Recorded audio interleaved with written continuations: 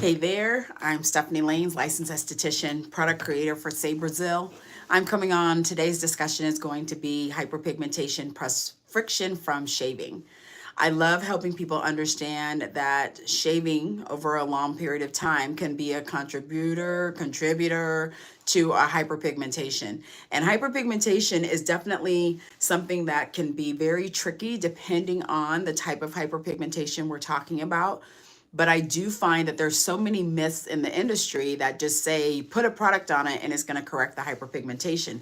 And I truly don't believe that. I think you have to figure out what the hyperpigmentation is from. Whether it's from friction, is it from skin rubbing together? Is it from blades running over the skin? Is it from a product? Is it from the sun? All of these different things have caused damage to that space. And then when you try to correct it, if you don't remove the reason why the skin hyperpigments, then you're not going to get clear skin. I'll take example for my underarms. My underarms were dark for a very long time. I wore antiperspirant. I would shave them. I would scrub my underarms because I didn't understand what was happening in the underarm space. And it wasn't until I stopped doing all of the things that were contributing to my underarms being dark that I started seeing correction.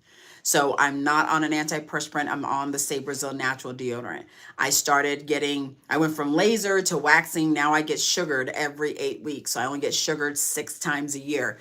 I'm not doing any razor work in the underarms anymore. I don't scrub my underarms. I use pH balance cleansing options, which are all from Say Brazil, so that now we're not contributing to the hyperpigmentation. So my underarms are now actually even. But I did not go and seek out a product to try to correct it because I knew the things that I was doing to my skin was part of the reason why my skin was dark. So I find that having the conversation with shavers, they don't quite understand that the blade scraping over that skin for some can result in a friction, and the response to the friction is hyperpigmentation. And so when you understand that and you're trying to correct your underarm, then you're not going to continue to shave while you start brightening it. Now, I have been correcting underarms for years. I've trained estheticians to correct underarms for a very long time. The biggest number one, or there's two things that are going to contribute to the hyperpigmentation: shaving and antiperspirant. If we can get you to stop using those two things and we can see some change happen in that skin, then we can definitely work on the hyperpigmentation. But it's not going to come from one product. It's going to be a combination of different things that we're doing in the underarm for that underarm to even out. I do find that a lot of people think hyperpigmentation can be corrected in a product. I do find two things happen when we use a product to correct our hyperpigmentation. If we do not stop the reason why it was dark in the beginning, it's going to become darker. If you are having situations where the skin is rubbing together, and I use this example of thighs. There's a lot of people that want a product to go on that inner thigh, but if the thigh is rubbing together and they're constantly rubbing together, there's nothing that you can put onto that thigh that's going to prevent the friction, so the darkness is going to continue. And I think in our industry, we're quick to look for a product instead of understanding the reason why the hyperpigmentation is present. So until those legs stop rubbing together, we can't just then put a product on it, let the skin rub together, and think there's going to be some change happening in that space. It's not going to happen. And I find that when people do that, they actually have darker hyperpigmentation, more stubborn hyperpigmentation. It's because there was no change in the reason why it hyperpigmented. Friction is friction. So whether it's skin on skin, whether it's clothes on skin, whether it's a blade on skin, friction is friction. And unfortunately, the response from friction for many will be hyperpigmentation. Then we want to grab a product and then still have friction happen. It's going to be darker. So the reason I love helping people do underarms, because underarms are super dramatic. The reason I like helping bikini space, depending on what's happening there, is because it's going to be super dramatic. But when we start talking about those thighs rubbing together, or any part of the body where skin is on skin and it's constantly having friction going back and forth, you're not going to be able to put a product in there to correct it because the friction is still happening. And I find a lot of people will buy products in the hopes of changing the skin when the reason it was hyperpigmented, or the reason there was a lot of pigment in that area, is because of the friction. But most people don't want to have that conversation. They're looking for a one-stop shop. And in doing that, for some, it will cause that hyperpigmentation to either become permanent, which means nothing will change it, or darker. And if it becomes darker, then you're going to have a lot longer time to try to correct it. So I'm very conservative. When people say, oh, I've had hyperpigmentation on my face, or I've had hyperpigmentation on my underarms for 10 years. I'm just giving an exaggeration. Then I'll come in and say, typically it's going to take 10 years for you to see that correct. And I like to go there so that way the expectation is not going to happen in a product in 30 days. And then if it happens in 6 months, it's amazing. If it happens in a year, it's amazing. But I'm not going to over or undershoot the reality of what hyperpigmentation is. It's the evidence of the skin being damaged. So we see hyperpigmentation from shaving all the time. 5 o'clock shadow is from shaving, right? We see guys, they're fully shaved, but they have a whole hyperpigmentation strain on their face because it's evidence of that blade coming across and causing friction, which in turn causes hyperpigmentation in that space. You have people that have been shaving their underarms for years. Their underarms are dark from shaving. Those blades are causing friction, right? People shave their bikini line. Totally causes friction. And then if you add 2 blades and then you go to 3 or you go to 4 and 5, you're always going to keep adding to that friction level because every blade on that razor is now scraping your skin. So instead of it being 1 blade or 2 blade, now you have 3, 4, or 5, and all 5 blades are scraping on that skin. And so the first blade hits, and then the second goes in the same spot, the third goes in the same spot, the fourth goes in the same spot, and then the fifth. So that's 5 times more friction than if you were to use 1 razor, which is why I like to help people go over to waxing laser or sugar, because now we're only dealing with the hair once a month. So gone is the friction from those blades. Now we can start correcting for hyperpigmentation. And I hope that makes sense because we do get a lot of requests. We do have products that are great for balancing out the skin, but it's not something you're going to do right away. You got to work up to that. So if you've not removed the reason why your skin is hyperpigmenting, it will not stop. So you can't throw a product at it and say, oh, this is supposed to bleach, or this is supposed to brighten, or this is supposed to correct hyperpigmentation. That's not how products work. But we've been inundated with that type of marketing looking for a solution to come in a product. It's a combination of product and other things that will get you to the result you're looking for, but it's not just a product. And I think that's where a lot of us get frustrated because we have been marketed to say, oh, this is a magic product. Try this product. It's going to correct. It's going to correct. But a product can't correct if you don't stop the reason why you've been hyperpigmenting. So that's why I love to tell people, as much as we have so many products for the thighs, and there's people out there selling, oh, put this on the thighs, put this on the thighs, put this on the thighs. If those thighs are still rubbing either the pants or the skin, there's nothing that we can do about that. Nothing. There's no product that can change that. The result of them rubbing together is the hyperpigmentation. Then I had someone got really upset when I was on TikTok live speaking about this, and they were like, oh, that's not right, because that means that I would have to somehow get my thighs to not touch. Yes. They were like, well, okay, thanks. You have to live with what your body is doing. You can't look to a product to solve a problem that won't be solved until you stop having friction. And she didn't like it, but I like being honest in that instead of saying, go try this product or go try that product. It wouldn't serve me as a licensed esthetician and product creator to tell you to do something that I totally know would not work. And most people are not ready for that type of conversation. I don't have a problem having those types of conversation, but there is evidence that this is true because you've tried it. So before you even come to ask me advice, you've already used a lightening and a brightening product and it hasn't worked. And it's not that it didn't work. It's the reason why it didn't work is because you still have issues happening in that space. There's still somehow, some way, some friction still happening there, and the product didn't help it. It can't, because mechanically or physically, the rubbing on the pants or the jeans or the chair or the other skin did not stop. And that's why we get sucked into this conversation of, oh, this product's going to do this, or this product's going to do that, or if you use this product, it's going to brighten. Can't work like that. From a physicality space and from a practicality space. The product is never the issue. The hyperpigmentation is the result of. So when we add a razor into that space and we start talking about the razor situation, right? And we talk about the multiple blades, whatever you're using when you shave, conditioner, shaving cream, oil, water, soap, whatever. Literally, it's just the action of the blade cutting across the skin. It's the blade dragging across the skin that will immediately get those melanocytes active. They're going to come right over there. Because that melanocyte activity is telling you the space that you were using those blades, it harmed the skin. So if it's on the underarms, if your underarms are dark and you're shaving, and I love to do this demo, if you're shaving here and then you're coming here, then you're going across, then you're going back and forth, it's too much friction for that space.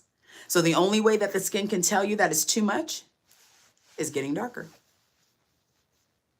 That's it. The skin was harmed. And so I love educating people on this specifically because each blade that you have that goes across the skin is now a contributor to the friction. So if you have 1, 2, 3, 4, 5, all of it is causing friction and it's multiplying because once that skin is hit, the other blade comes and hits it again. The other blade hits it again, hits again. Then you want to throw a product on it and say, oh, let's brighten it. No, honey, it's this. I have had multiple services. So I'll go down all of the lists that I've had of every single hair removal service that I have and what I'm currently getting now. So I've shaved, of course, depilatories, of course, right? Laser, waxing, and I waxed first. Then I started getting a laser because I worked for a doctor and I got all those services free. Then I went back to waxing because I wasn't working at that doctor's anymore and they weren't free. And then the hair started breaking off funny, and then I went to sugaring. So I have been sugaring, getting sugared the last 15 years. And now I only get sugaring services 6 times a year, so every 2 months. And I don't have any hair grow until about a week or 2 before I need to go get my hair removed again. And eventually I'm going to go down to 4 times a year, and then it'll be 2 times a year, and then it'll be 1 time a year, and then all my hair will be gone. The purpose of us doing those modalities, whether it's laser, whether it's waxing, whether it's sugaring, is so that we do not have follicular activity. So because we don't have follicular activity, that follicle is not growing any hair. We are damaging that follicle whenever we do that hair removal process, so we do not grow hair. So a lot of people don't really understand waxing, or they never understood laser, or they didn't understand sugaring, but our goal is not to grow hair. So whether it's in the underarm, whether it's on the face, whether it's in the bikini space, we are always, every time we do our hair removal service with waxing, laser, or sugar, we're damaging that follicle. Our goal is to not have that follicle grow hair anymore. The reason we do on our hair growth cycle, we do it once a month, is so that we get all the hair at the same time. So the reason I was able to go to every 4 weeks and then every 5, every 6, every 7, now I'm at 8, I'll be at 9 very soon, is because every time I do a hair removal service, I'm damaging that follicle every single time. And so as it's being damaged, it's not growing hair as thick. It's not growing hair as long. It's slowing down. The growth cycle is now slowing down. It's thinner. It's not as coarse. It's not as curly. I'm changing how that hair grows. Most people never understood hair removal in that process. What they understand is, oh, it might be painful, it's once a month, it's more expensive, but I'm damaging the follicle. So those of you who still shave, you're not doing anything to your follicle. And in some instances, you're stimulating the follicle. So that's why I like to explain hair removal services. And if you have hyperpigmentation and you are shaving, it is contributing to the hyperpigmentation. And it may not show up now, but you have a hormonal shift, it may show up later. So that's why it's important to understand how hyperpigmentation and shaving are kind of go hand in hand. And then when we start talking about a different hair removal modality, I'm only dealing with my hair every 2 months. So now I don't even have to worry about my hair at all. It's one of the reasons why when I help people correct their underarms especially, and I like correcting underarms, that's my favorite out of all of it, because there's simple things that you can do to not only control odor, but there's simple things that you can do to correct that hyperpigmentation. And it's pretty simple, but most people don't want to go through the process. They just want to find a product. But the less shaving you do and get it to no shaving, the faster you'll have a better result. When we get off that antiperspirant, the faster you'll have a better response. So our Team Detox, which is our folks that are detoxing their underarms, they're on our natural deodorant. We have almost 3,000 people that are doing it right now. The winter time is the perfect time to get onto a natural deodorant. You're going to be covered up. You don't have to worry about that. We get you onto a system, but that's the first step to take if you are wanting to brighten your underarms. If you're wanting to brighten your underarms with us, totally put down in the comments below. Does not matter when you watch this video, and we can totally send you a link to get you started on detoxing your underarms. And detoxing just gets you into a system of understanding what you need to be doing to not only control the underarm odor, but also get that antiperspirant out of your follicles. And a lot of people who've been wearing antiperspirants don't even realize that antiperspirant does not wash off. It's not designed to. So if you understand how antiperspirants work, you put it on, when you sweat, it forms a gel in your follicle. So it's basically preventing that water coming out of that follicle. So that if it prevents the water coming out, then you can't wash it away in a shower. I'll never forget a client that I had where we thought it was an ingrown. And I kept an eye on it. I was like, this ingrown has not changed. It's still getting bigger. And when I waxed her underarms, I said, I'm just going to extract this and see what it is. And I extracted it, and it was not an ingrown. It was a follicle full of antiperspirant. And it came out. I actually had 2 different clients that this happened to. And it came out, smelled awful. There was balled up hair at the end, and it smelled bad. It smelled bad, which you can imagine. But the client was like, wait a minute, I smell like my underarms smell like this? And I said, yeah, this is what's coming out of your underarms. I said, oh my gosh, I'm so embarrassed. But we didn't know. We assumed that it was an ingrown. It wasn't. It was a follicle that just was collecting that antiperspirant. And every time she applied it, a little bit more kept falling into that follicle, a little bit more. And it started getting bigger. So we was like, it's just an ingrown. Let me just go ahead and push it out. No. And that was the great example of getting her onto our natural deodorant. And our natural deodorant is actually liquid. So this is in the sample kit. So when we put it on, it dries complete.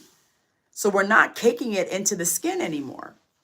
So that's why I love working with folks to help brighten their underarms, right? Brightening their underarms is definitely something that can be easily done. We can work on it really well. But step 1 is going to be getting onto a natural deodorant. So we love our underarm detox kit. And number 2 is letting go of that razor. Once you can let go of that razor, it's going to be a really different conversation. You're only dealing with hair once a month. Now that means you're only dealing with it 12 times a year. That's very, very different for many of you who shave every single day. And then shaving every day, you're adding to that friction daily. So every day, somehow, some way, in that underarm is experiencing friction. That's going to be the releasing of more melanocyte activity in that space. That's going to be more hyperpigmentation in that space. So I love having those conversations when it comes to that.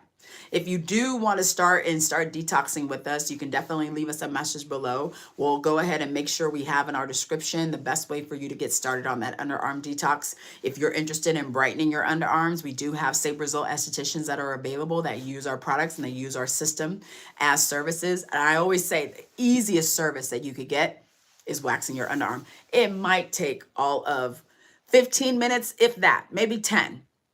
To wax your underarms. It's the least painful, quickest service that you can get. And again, you would only get it once a month.